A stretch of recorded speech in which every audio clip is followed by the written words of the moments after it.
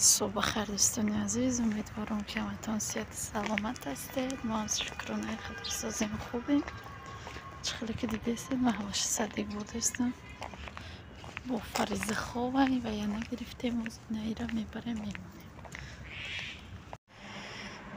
دوستان عزیز چخلی که دیده هستید دیده میکرترن میکرتای ما هواشه وقتی که 4 ساله بود 4 ساله بود قریب 5 ساله شده بود خریده بودیمشه در صدیق میرفت صدیقی قرغانده خریده بودیمشه کم ترا کلام بودشه وزی با فکر مایده شده گیشه با بروک شای نخلی با پوچش بعد وقتی که میره خریده بودیم او خانه پشته بود 2 بار پشته بود یا 3 بار پشته بود تمام. بعد وقتی که صدیق رفته دیده یاد دخترگم خیلی پشت اومده است و چه میکردم بیو و چه کردم بیو با فکر مایده ترکایشه و کالتا ترک نیجوش چه نیو کالتا ترک بوده گیشه بیو میپوشم دخترکا پشت دستی هم گفته حوزی میره گرفتم اکنو میدونم دادری چمدانو بود گرفتم شاینه حوزی بیای چند قخرسان میشه با میپوشنم نشان میتم چند کشیده اگر که خشرو باشه ایزونه خیلی کم ترک بالا باشه میمونم شو پشوندنی لیکن دیدم کالتای بده بعد نمیمونم شو بهار و فریزده چین میشه نمیخواه بروکش چینایو بروکش کلون بودم و وقتم حاضرم خیلی چینای خیلی کلونی بد نشیده خیلی سرانو کرتش خودش تازونه را بوده که با کالتا شدگیست نمیخواه همه خواستم شمودم بگم نشون بودم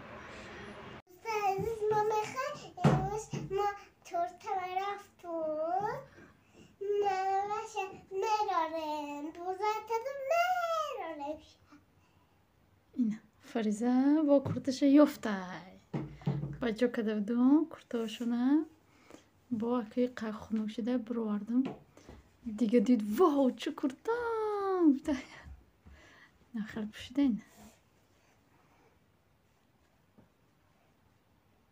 میری موزی محوشه میگیری میویم ای صدیق چه گرفتیم میریم بخی نه بریم بیا بریم اوجا انگور میخره انگور یا جدول انگور 4 کیلوش 10 اگر استادگی باشه برم بگیرم چی میکنیم ورنی گیره نکو میخرم تا بیا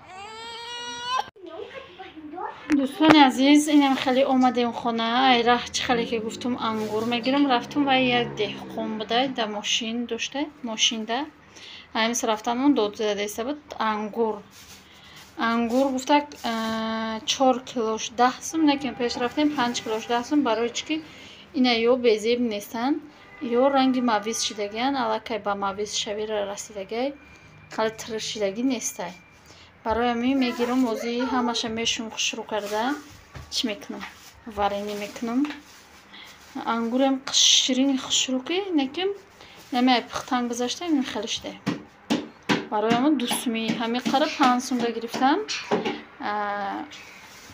اینم یک خوشش هم خیلی خریب مویز شده خیلی نه پامیدورو یک تا نیم تاشی نه خیلی یورا میگیرم ریزه میکنم مرزیل نگده میمونم با اوقات کدنده میگیرم در اوقات میاندازم بودرینگم گنده نیست 360 بزرگ 5 سوم بالا اینم خیلی گرفتم همه قچی را وزی رو میشم خشرو دانه میکنم ورنی را سر میکنم برای فقط خوردن محکم نمیکنم اینه نغمه گرو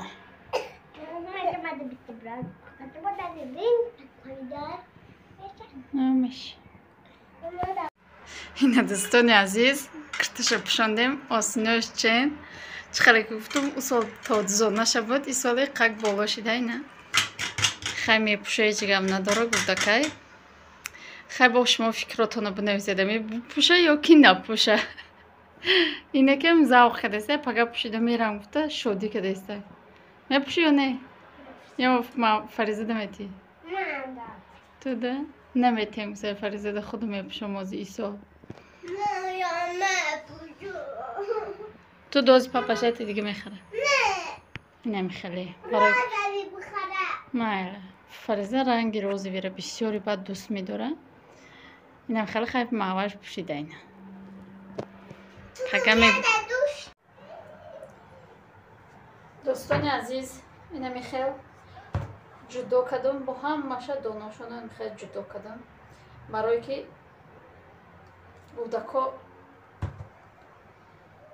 دوناش به همویم نمیخورن همین سبب گرفتم جدا کردم. این اینجا باشه شکر میزنم میمونم. نماز عصر شده، نماز عصر من نصیب باشه میخونم میام یم آب شیدگیست چی میکنمشه نمیموندگیش میجوشونم شکر غیر میاندازم ایقا شکر بکشه بیسته اینمی خیلی میمونم که بیسته ایشه باشه بعد میجوشونم. انگور خودش شیرینه نیمی ایرم بدازه میشه برای که انگور خیلی و خیلی شیرین بده.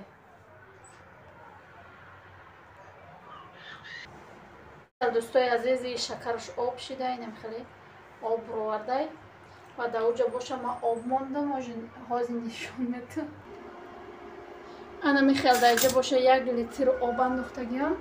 بعد همون شکر 1 کیلو بود نیم کیلوش انداختم بگیم تمام اندازم همین آب شود اقا غلستر شود بجوشه. بعد همون چی را می اندازم انگور را در این می اندازم گرفته بجوشه برای نیمان تیار میشه.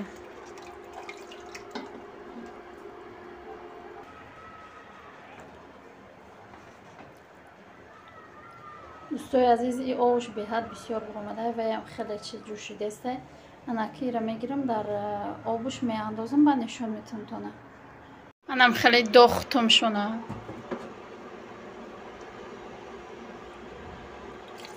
داختم یک بجوش هست با قریب پختک با نشون میتونم. هیچ خیلی که گفتم این فقط برای خوردنی خمونه دوستای عزیز. اگر دیدیم معقول شد مناخش رو بعد انگور روز ارزان شده وقتی ارزانی شده با میگیریم یاد بانکچه با محکم میکنم نصیب باشه با همین طرز. و بسیاری از شما پرسیدن که بانکاتون چه خیلی بانکاتون هیچی نشدین. اگر یک دو تاش نویسته که همسایه منکد چی شد بزیب شد پرید گفتن ایما 2 روز شده راستیگه ما باید دینه کدگی نبودم پریر کدگی بودم همو چی را سلطی همو زنده شه پریر کدگی بودم همین سبب آزی هیچ شدگی نیسته. 1-3 روز بستم هیچی نشوه پگه هم بستم با پگه دیگه نصیب باشه ویدیو کرده هم باشه نشون میتیم همه بانکوما که خیلی نمیخیل اگر هیچی نشوه نشون میتیم خیلی پریده کم نشون میتیم که پریده اگر موچکتی نکنین. من چه خیلی که گفتم 1 بار کده است حاضرشته هیچ شدگی نیسته حاضرشته نپریده هیچی نشده.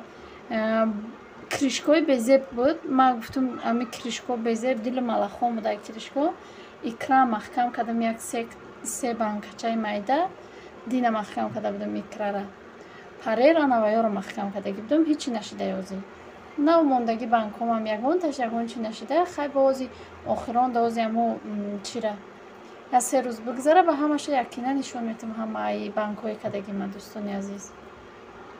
و از همان میندارم که ما را دستگیری میکنید در کامنتاری گپای خوب مینویسید به هر یک شما مینداری خدمت میرسونم که ما را دستگیری میکنید. خدای همتون راضی باشه.